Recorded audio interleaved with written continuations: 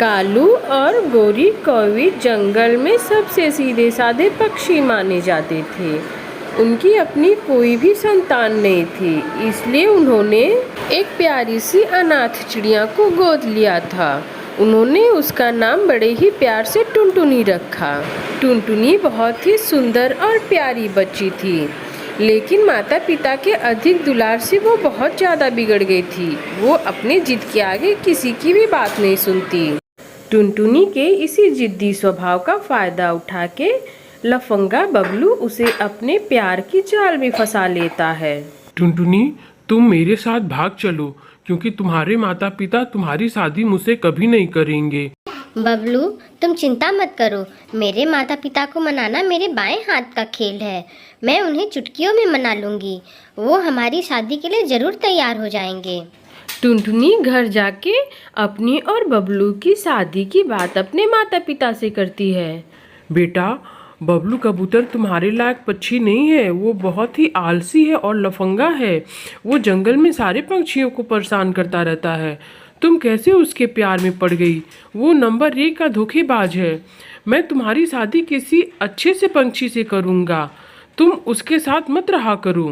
पिता के मना कर देने पे टुनटुनी वहाँ से गुस्से में चली जाती है। इस घटना के कुछ दिन बाद ही टुनटुनी अपने घर के कीमती सामान लेके बबलू कबूतर के साथ भाग जाती है। वो दूसरे जंगल में जाके एक छोटा सा घर बनाते हैं। बबलू कबूतर सारा दिन सोया रहता था। वो कोई काम नहीं करता था। जब तक टुनटुनी के लाए हुए पैसे और गहने थे तब तक तो घर अच्छे से चला। उसके बाद उन दोनों में झगड़े होने शुरू हो गए थे। बबलू जी, मैं अपने साथ में जो भी पैसे और गहने लाई थी वो सब खत्म हो गया है और आज घर में राशन भी नहीं है। आप बाहर जाके कुछ काम करिए और राशन ले आइए। सुनो टुनटुनी, तुम्हें काम करना है तो करो, मैं कोई काम नहीं करने वाला। और हाँ, मुझे शाम को पैसे दे देना, मुझे मेरे दोस्तों के साथ पार्टी करने भी जाना है। मैं पैसे कहाँ से लाऊंगी जी? मैं घर से जो भी पैसे लाई थी वो सब खत्म हो गए हैं। आप दिन भर सोए रहते हो, कोई काम धाम तो करते नहीं हो। बाहर जाके कमाना आपका काम है। आप जाइए और पैसा लेके आइए। तुम्हारी इतनी हिम्मत, तुम मुझसे जुबान लड़ाती हो। रुको, मैं तुम्हें अभी बताता हूँ। बबलू गुस्से में टुनटुनी को बहुत मारता है।